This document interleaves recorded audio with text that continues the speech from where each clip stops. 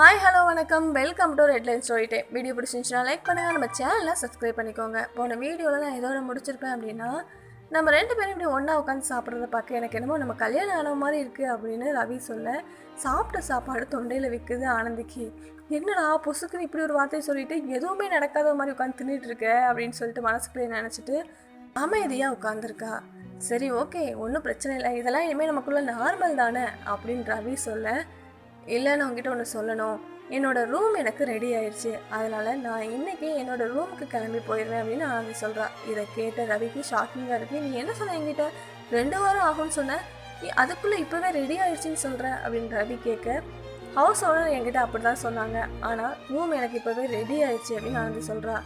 இல்லை நீ இன்னும் கொஞ்ச நாள் என்கிட்ட இரு, ஏன்னா நீ என்னோடய லவ்வர் தானே, என் கூட இருக்கிறதுல தப்பே கிடையாது அப்படின்னு ரவி சொல்ல, இல்லை நான் என்னோட ரூமுக்கு போனால் தான் எனக்கும் நல்லா இருக்கும் அப்படின்னு ஆனந்தி சொல்கிறா. ரவி ப்ளீஸ் ப்ளீஸ் அப்படின்னு கெஞ்ச ஆரம்பிக்க, ரவியோட கண்ணை பார்த்துட்டு ஆனந்தி தன்னோட மனசுக்குள்ளே, அச்சோ இவன் கண்ணை பார்த்து மயங்காதடி, நோன்னு தெளிவாக சொல்லு அப்படின்னு தலையே வேண்டாம் அப்படிங்கிற மாதிரி ஆட்டுறா. இதை பார்த்துட்டு ரவி ரொம்ப சோகமாயிடுறான். ரவி சோகமானதை தாங்க முடியாமல், சரி நான் கூட இன்னைக்கு ஒரு நாள் மட்டும் இருக்கிறேன் அப்படின்னு ஆனந்தி சொல்லிடுறா. உடனே ரவி, சரி பரவாயில்ல, இன்னைக்கு ஒரு நாள் என் கூட இருக்கிறல, இன்னைக்கு நைட் நம்ம நல்லா டைம் ஸ்பெண்ட் பண்ணலாம் அப்படின்னு ரவி சொல்கிறான். இதை கேட்டுட்டு ஆனந்திக்கு பகீர்னு இருக்கீங்கன்னு, நைட்டு டைம் ஸ்பெண்ட் பண்ண போறியா, என்னடா பண்ண போகிறேன் அப்படின்னு மனசுக்குள்ளேயே நினச்சிட்டு ஓகேன்னு 2 பேரும் காலேஜுக்கு கிளம்பி போகிறாங்க. காலேஜில் ஆனந்தியை விட்டுட்டு, சரி ஓகே இன்னைக்கு நம்ம நைட்டு பார்க்கலாம் அப்படின்னு சொல்லிட்டு ரவி கிளம்புறான்.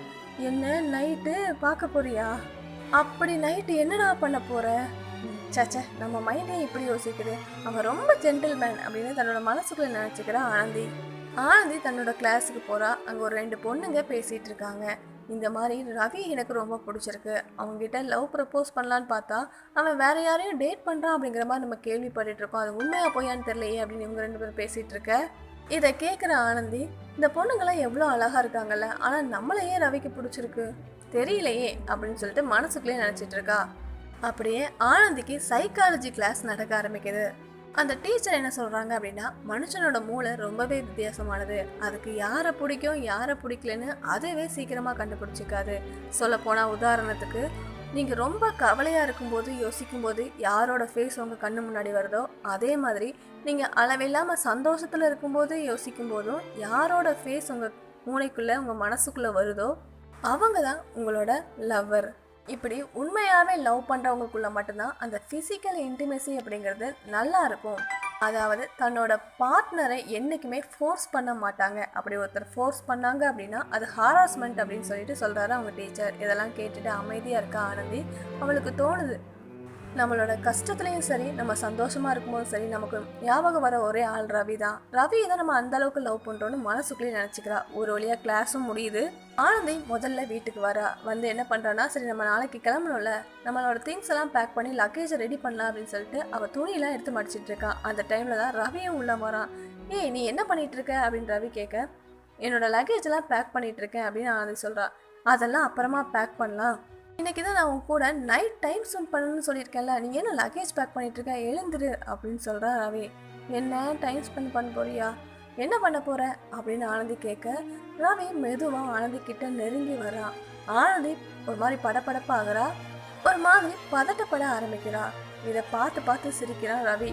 ஏன்டா நீ இப்படி வேணும்னே என்கிட்ட பண்ணுற அப்படின்னு ஆனந்தி கேட்க, இல்லை நீ இந்த மாதிரி பதட்டப்படும் போது உன்னை பார்க்குறதுக்கு ரொம்ப க்யூட்டாக இருக்குது, அதனால தான் நான் வேணும்னே இப்படி பண்ணேன் அப்படின்னு ரவி சொல்கிறான். போடா, உனக்கு என்ன இப்படி பயப்பட வைக்கிறதே வேலையாக போச்சு அப்படின்னு ஆனந்தி சொல்ல, உனக்கு ஞாபகம் இருக்கா, நான் தான் உங்ககிட்ட ப்ராமிஸ் பண்ணியிருக்கேன்ல, உன் விருப்பம் இல்லாமல் உன்னை தொடமாட்டேன்னு, அப்புறம் ஏன் இவ்வளோ பயப்படுற அப்படின்னு ரவி கேட்குறான். எனக்கும் நல்லாவே ஞாபகம் இருக்குது, அதான் இன்றைக்கி கிளாஸ் எடுத்தாருல்ல, என் விருப்பம் இல்லாமல் கிஸ் பண்ண அதுக்கு பேர் ஹாராஸ்மெண்ட்னு சொல்லிட்டு. சரி அப்படி இருந்தால் முதல் நாள் என்னை பார்க்கும்போதே நீ எதுக்காக எனக்கு முத்தம் கொடுத்த அப்படின்னு ஆனந்தி கேட்குறா. அது வந்து என்னோட எக்ஸ் கேர்ள் ஃப்ரெண்டுக்கு இந்த மாதிரி முத்தம் கொடுத்தா ரொம்ப பிடிக்கும் அப்படின்னு ரவி சொல்ல, ஆனந்தி செம்ம டென்ஷன் ஆகிடுறா. டே என்னடா நீ என்ன நினச்சிட்டு இருக்க, உனக்கு முத்தம் கொடுக்கணும்னு தோணுச்சுன்னா நீ வந்து முத்தம் கொடுக்கணும், அது என்ன உன் எக்ஸ் கேர்ள் ஃப்ரெண்டெல்லாம் சாக்கு போக்கு வச்சுட்டு எனக்கு வந்து முத்தம் கொடுத்துட்ருக்க, இதெல்லாம் ஒரு காரணமா அப்படின்னு ஆனந்தி கோவப்பட, ஏன் இப்படி கத்துற, உனக்கு என்ன ஆச்சு, டென்ஷன் ஆகாத அப்படின்னு ரவி சொல்ல, அப்படித்தாண்டா நான் டென்ஷன் ஆவேன், நீ வாயை மூடு, இப்போ நீ கண்ணை மூடு, நான் உனக்கு கிஸ் பண்ணணும், லிப்ஸை கொடு அப்படின்னு ஆனந்தி சொல்கிறா. ஓ அவ்வளோதானே, இந்தா அப்படின்னு ரவி அவனோட ஃபேஸை காமிக்க இவ்வளோ நேரம் வீரவசனம் பேசின ஆனந்திக்கு அவன் பக்கத்தில் வந்துடும் ரொம்பவே நர்வஸ் ஆகுது. ஐயோ ஒரு ஆர்வத்தில் கிஸ் பண்ணுறோன்னு வேறு சொல்லிட்டேமே, இவன் பக்கத்தில் போனால் அப்படியே ஒரு மாதிரி படப்படன்னு ஆகுதுன்னு ஆனந்தி மனசுக்குள்ளே நினச்சிக்கிறா.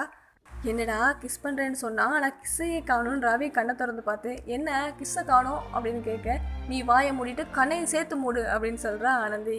ஆனந்தி எவ்வளோதான் ட்ரை பண்ணாலும் ஆனந்திக்கு அவனை கிஸ் பண்ணவே முடியல.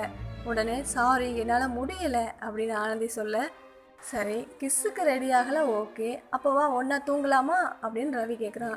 டேய் லூசு பையில, முதல்ல கிஸ்ஸு அதுக்கப்புறம் தான் இதெல்லாம், நீ என்ன இப்படி ஆர்டரையே மாற்றி மாற்றி பேசுகிற, இப்படிலாம் பேசாத அப்படின்னு ஆனந்தி பதட்டப்பட ஆரம்பிக்கிறா. இதை பார்த்து பார்த்து சிரிக்கிறான் ரவி.